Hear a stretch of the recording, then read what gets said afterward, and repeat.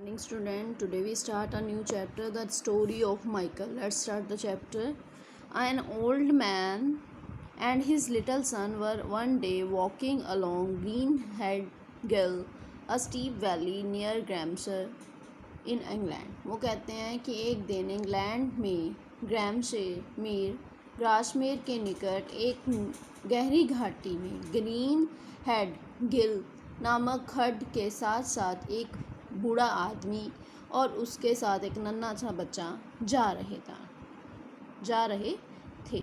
Shall we go further up and see what lies beyond? said the boy. वो कहते हैं कि पिताजी क्या हम ऊपर जाएंगे और देखेंगे कि दूसरी तरफ क्या पड़ा है. लड़के ने पूछा. Yes, if you want, said his father. Soon they were looking down upon a steep solitary valley with a stream running through it. हाँ, यदि तुम चाहते हो, उसके पिता ने कहा. शीघ्र ही वे एक ढालू एकांत घाटी के नीचे देख रहे थे जिसमें एक नदी बह रही थी. What is silent and solitary place? said the boy. कितनी शांत और एकांत जगह है, लड़के ने कहा. And seeing a heap of stones and unfinished sheep fold further on, and he asked, who has heaped these stones there?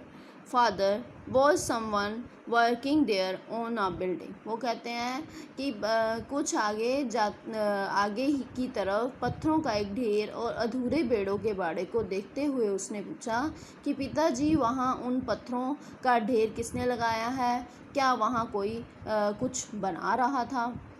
Yes, long ago a man started building a sheepfold there. But there on the later he stopped working. These stones have sad story to tell. वो कहते हैं कि हाँ, जो यहाँ पे बहुत समय पहले एक व्यक्ति ने वहाँ बेड़ों का एक बाड़ा बनाना शुरू किया था, परंतु बाद में उसने काम करना बंद कर दिया. वह पत्थर एक दुख भरी कहानी सुनाते हैं. Please tell me the story father. पिताजी कृपया मुझे कहानी बताइए. Yes, if you wish to hear it, the father then told the boy this story. वो कहते हैं हाँ, यदि तुम सुनना चाहते हो तो फिर पिता ने पुत्र को कहानी सुनाई. Many years a shepherd name Michael lived in this valley. वो कहते हैं बहुत वर्ष पहले माइकल नाम का एक चारवाहा इस घाटी में रहता था. His cottage stood on the top of the hill over there. He loved this. वो कहते हैं कि वहाँ उस पहाड़ी की चोटी पर उसकी झोंपड़ी थी. Valley, these hills and this stream was very dearly. वो कहते हैं वह इस घाटी और इन पहाड़ियों और इस नदी से प्रेम करता था. Both he and his wife Isabel were working hard. वो कहते हैं कि वह और उसकी पत्नी इज़ाबेल दोनों बहुत मेहनत करते थे. While Michael worked in valley, grazing the sheep and growing the crop, and the woman sat spinning at her wheel, and she had two wheels, one for spinning wool and one for spinning flax, and one or two the other was at the work at the time. वो कहते हैं वह और इसकी पत्नी दोनों परिश्रमी थे. जब माइकल घाटी में बेड़ों को चराने, अनाज उगाने के काम के लिए में लगा होता था, तो उसकी जो पत्नी है वो घर में चरखा काटने बैठती थी. उसके पास दो चरखे थे, एक ऊन काटने के लिए और दूसरा सन काटने के लिए. इन दोनों में से एक या दूसरा चरखा सदा चलता रहता था. Often they worked late into the night by the dim light of the lamp which hung from the roof. वो कहते हैं वे प्रातः रात को छत पर से लटके हुए लैंप के मध्यम प्रकाश से देर रात तक काम करते रहते थे. And every day it was lighted early in the evening and burned late in the night. वो कहते हैं कि वो जो प्रतिदिन शाम होते ही लैंप जला दी जाती थी और वह देर रात तक जलता रहता था. And as the house stood on the hill, the light, those dim could be seen for miles around। वो कहते हैं क्योंकि मकान पहाड़ी पर स्थित था इसलिए वह प्रकाश बहुत ही मध्यम होता था, चारों तरफ मीलों तक देखा जा सकता था। It have looked like a star in the sky. वो ऐसा लगता था जैसे कि आसमान में सितारे की भांति दिखाई देता था। And quite so the people around called the cottage the evening star. बिल्कुल ऐसा ही आसपास के लोग जो थे इस झोंपड़ी को सायकाल का सितारा कहते थे, इवनिंग स्टार कहते थे। Had not they any children father? Yes they had. वो कहते हैं पिताजी क्या उनके कोई बच्चे नहीं थे? पिता ने कहा हाँ थे। Isabel and Michael had only one son. वो क्यों कहते हैं इज़ाबेल और माइकल का एक ही बेटा था जिसका नाम ल्यूक था। And he was born when Michael was quite old. वो तब पैदा हुआ जब माइकल थोड़ा सा बूढ़ा था। And so he brought new hopes in their life and new thoughts for their future. वो कहते हैं कि जब वह पैदा हुआ तो उनके जीवन में नई आशाएं लेकर आया, भविष्य के लिए नए विचार लेकर आया। Luke was a bright and healthy boy. वो कहते हैं जो ल्यूक है वह एक होनहार और स्वस्थ लड़का था। Michael took him to the valley. There he watched the sheep and helped his father in little way। वो कहता है कि जो माइकल है वह उसको प्रतिदिन अपने साथ घाटी में ले जाता था, वह भेड़ों को देखभाल करता और छोटे छोटे कामों में अपने पिता की सहायता करता था। Thus the lad grew up and among his hills valleys until they reached his 18 years। वो कहते हैं कि इस प्रकार लड़का पहाड़ियों और घाटियों के माध्यम से बड़ा होता गया और वह अब 18 साल का हो गया था। Now an unexpected misfortune befell Michael's life. अब क्या हुआ कि एक जो विपत्ति है वो माइकल पर अचानक आ पड़ी। Years before he had stood surety for his father's brother's son who had borrowed some money. वो कहता है कि एक बार उसने ऐसा वर्षों पहले उसने अपने भाई के लड़के की जमानत दी थी जिसने कुछ पैसे उधार ले रखे थे। And it happened that this nephew of his suffered a misfortune and Michael had to pay the money. वो कहते हैं कि जो उसका भतीजा था, ऐसा हुआ कि उसका जो भतीजा था को पर विपत्ति आ पड़ी और जो पैसे थे माइकल को चुकाने पड़े। And this was the bolt from the blue where could he find the money. वो कहता है कि ये उस पर एक प्रकार की बिजली गिरने के बराबर था, वह पैसे कहाँ से मिल सकते थे। There seems to be no way of finding it except by selling his property which he loved so dearly and the thought of having to do so nearly broken his heart. वो कहते हैं कि उसके इन्हें प्राप्त करने के लिए कोई रास्ता दिखाई नहीं देता था सिवाय इसके कि वह अपनी जो संपत्ति है बेचे और जिसे वह बहुत प्यार करता था। ऐसा करने को मजबूर होने के विचार से उसका दिल लगभग तोड़ दिया था। We have toiled all our lives said Michael to his wife. वो कहता है कि हमने अपना सारा जो मेहनत है जीवन मेहनत इसी पर की है। माइकल ने अपनी पत्नी इज़ाबेल से कहा आई इन field and you are in cottage in order to keep the land free.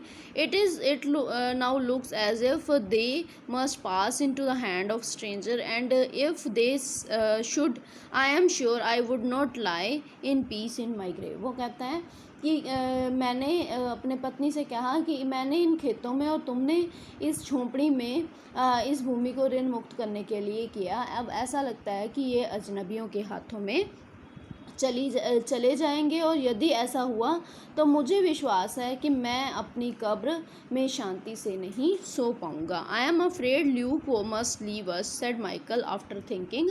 वो कहता है कि हमें ऐसा क्या करना चाहिए मुझे। वो कहता है कि यदि ऐसा हुआ तो मुझे विश्वास है मुझे भय है कि ल्यूक को हमें छोड़कर जाना होगा। माइकल ने थोड़ी देर सोचने के बाद कहा he must go to our relative in the city, उसे शहर में हमारे संबंधी के पास जाना होगा। He can find him work, वो कहते हैं कि वो उसके लिए काम ढूंढ सकता है। Luke is good boy and he is healthy and strong, he can work hard and earn money to pay off the debt. The cottage and the land will then be saved for him. वो कहता है कि Luke एक अच्छा लड़का है, वह बलवान और स्वस्थ है, वह परिश्रम कर सकता है, ऋण चुकाने के लिए पैसे कमा सकता है, तब झोपड़ी और ज़मीन उसके लिए बचे रहेंगे।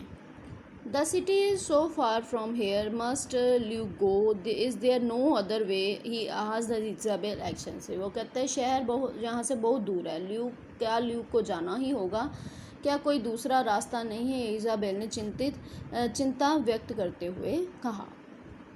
I am afraid there is none. Replied Michael, वो कहता है मेरे विचार में कोई दूसरा रास्ता नहीं है, माइकल ने उत्तर दिया। And are you certain that the relative can find him job? आस इज़ाबेल ने कहा क्या तुम्हें यकीन है कि हमारे रिश्तेदार उसके लिए काम ढूंढ सकते हैं? And I am said Michael, anyway I write to him and find out if he can help. वो कहते हैं कि मुझे विश्वास है, माइकल ने कहा, फिर भी मैं उसे पत्र लिख दूंगा और पता करूंगा क्या वह हमारी सहायता कर सकते हैं। And Michael wrote a letter after few days the unexpected reply came. वो कहता है माइकल ने पत्र लिख दिया और कुछ दिनों बाद अपेक्षित जिसकी उन्हें आशा थी उत्तर वैसा ही आया। The relative said that he would be happy to have Luke with him and desired the lad sent at once. वो कहते हैं कि रिश्तेदार ने लिखा कि उसे ल्यूक को अपने पास रख कर प्रसन्नता होगी। उसने इच्छा व्यक्त की थी कि लड़के को तुरंत भेज दिया जाए। And but was the Luke ready to go? वो कहते हैं कि जो लड़के ने पिता से कहा क्या ल्यूक जाने के लिए तैयार हो गया? Yes he wanted to help the father and perhaps he thought too that he could have a fine time in the city. Boys sometime think so. वो कहते हैं हाँ, वह तैयार था और अपने पिता की सहायता करना चाहता था। शायद उसके मन में ये भी सोचा कि शहर में मज़े का समय गुजार सकेगा। लड़के कभी कभी ऐसा सोच लेते हैं। Luke was to leave the next day. Luke को अगले दिन जाना था। And the evening Michael took the boy out. वो कहता है कि जो माइकल है उसने उस शाम को लड़के को बाहर ले गया। And as they walk toward the valley Michael put his arm around the boy and said, tomorrow you leave us and you know how sad it is for me and your mother to let you part from us. वो कहते हैं कि कल तुम्हें उसने Michael ने क्या कहा, जब वह घाटी की ओर चले जा रहे थे तो माइकल ने अपनी बाजू लड़के के गिर्द घुमाकर कहा कि कल तुम हमें छोड़कर जा रहे हो। तुम जानते हो कि तुमसे बिछड़ना मेरे लिए और तुम्हारी माँ के लिए कितना दुखदाई है। My father and my grandfather like others before them all loved these field and they are happy to die here. वो कहते हैं कि मेरे पिताजी, मेरे दादाजी अपने पूर्वजों की भांति सभी इन खेतों से प्यार करते थे। वह सभी यहाँ पर मर कर प्रसन्न थे। And I toiled for many years to pay off the debts which this land was burden. वो कहता है कि मैंने भी कई वर्षों इन ऋणों को चुकाने के लिए परिश्रम किया है जिन के बोझ के नीचे ये ज़मीन किसी समय दबी हुई थी। Luke was it seems to be your turn now to toll the in order to keep the land free। वो कहते हैं अब तुम्हारी बारी है कि इस जो ऐसा प्रतीत है कि अब ज़मीन को ऋण मुक्त रखने के लिए मेहनत करने के लिए तुम्हें करनी होगी। Then Michael pointed to a heap.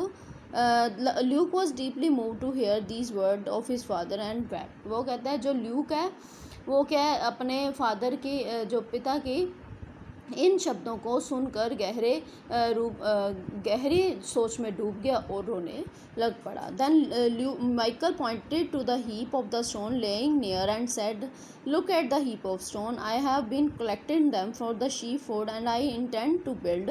वो कहते हैं कि तब माइकल ने समीप पड़े हुए पत्थरों के ढेर के ओर संकेत किया और कहा कि पत्थर के उस ढेर को देखो, मैंने इन्हें भेड़ों के बाड़े के लिए इकट्ठा करता रहता हूँ जो मैं बनाना चाहता था। Before you leave, my son, lay the first stone for it, and while you are away, I will work at it and complete it. वो कहते हैं कि अपने पुत्र से कहते हैं अपने हाथों से पहले इसके लिए एक पत्थर जो है नींव के रूप में रख दो, जिस दौरान तुम वहाँ पे तुम गए होगे तो मैं इस पर काम करता रहूँगा और इसे पूरा कर दूँगा।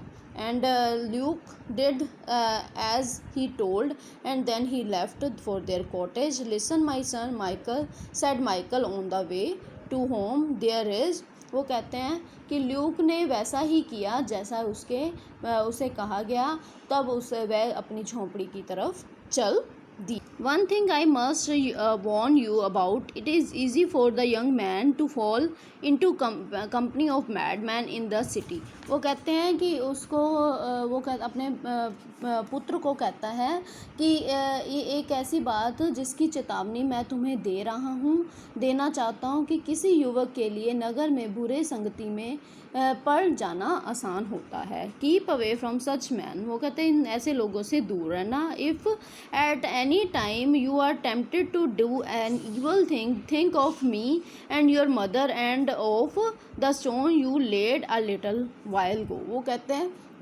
कि अगर तुम्हारे किसी समय तुम्हारे मन में कोई बुरा काम करने के लिए ललचाए तो मेरे बारे में, अपनी माँ के बारे में और अपने इस पत्थर के बारे में सोच लेना जो तुमने अभी थोड़ी देर पहले नींव के रूप में रखा है।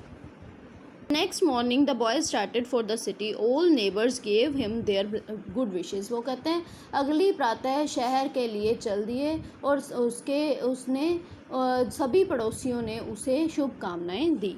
अ few days later the boy, a letter come from Michael's relative saying that he had found a job for Luke. Soon more reports came to of his welfare. वो कहता है कुछ दिनों पश्चात साइकिल में रिश्तेदारों ने एक पत्र लिखा जिसमें लिखा था ल्यूक के लिए काम ढूंढ लिया है और शीघ्र ही उसकी कुशलता के लिए कुछ और समाचार आएंगे। Michael now went about his work and with his mind at ease. When he ever found time, he went across the valley and worked at the sheepfold. Several months passed. Michael अब शांत मन सहित अपने काम पर जाया करता है। जब कभी उसे समय मिलता वह घाटी के पार जाता और भेड़ों के बाड़े में काम करता और कई महीने बीत गए। Here the father gathered. Here the father paused, lost in thought, and what happened then asked the boy. वो कहते हैं कि यहाँ पिता कुछ देर के रुक गया, विचारों में खो गया। फिर क्या हुआ, लड़के ने पूछा। It is sad story, I will tell in briefly, said the father. ये बहुत दुख भरी कहानी है, मैं उसे तुम्हें संक्षेप में बताऊंगा। Luke forgot the warning of his father, fell into bad company, and he was led into the evil ways from one sin to another. वो कहता है कि ल्यूक अपने पिता की चेतावनियों को भूल गया, वह बुरी संगत में पड़ गया, बुरे रास्तों पर चल पड़ा और एक के बाद दूसरा पाप करता रहा। At last, shame and disgrace drove him to seek hiding place in another city. वो कहता है कंट्री, अंत में अपमान ने उसे किसी अन्य देश में छिपने का स्थान ढूंढने के लिए मजबूर कर दिया। And the poor old father must have been stricken with grief, said the boy. Yes, he was. कि जो बेचारे वृद्ध पिता को अवश्य ही दुख का पहाड़ गिर पड़ा। लड़के ने कहा yes he was, हाँ उस पर गिर पड़ा। All the Michael stole had been come to nothing. All his hopes were dashed into the to the ground, and now and then he want to have a look at the unfinished sheepfold, but he never lifted up a single stone. वो कहते हैं Michael का सारा परिश्रम बेकार हो गई, उसकी सारी आशाएं जो है मिट्टी में मिल गई। कभी कभी वह अधूरे बेड़ के बाड़े को देखने के लिए जाया करता, परंतु उसने कभी भी एक भी जो पत्थर है ना उठाया। Michael died broken hearted shortly after Isabel died too. वो कहता है माइकल टूटे दिल से मर गया और कुछ समय पश्चात इजाबेल भी मर गई। The cottage and the field passed into the hand of stranger. The cottage is no longer, but the solitary oak near it still stands where it stood before. वो कहते हैं उनकी झोंपड़ी और उनके खेत एक अजनबी के हाथों में चले गए। उनकी झोंपड़ी अब वहाँ नहीं रही, किंतु उसके समीप वाला एकमात्र जो बलूत का पेड़ है, ओक ट्री था, वही अब वहाँ खड़ा है और जहाँ वो पहले खड़ा था। Thank you students.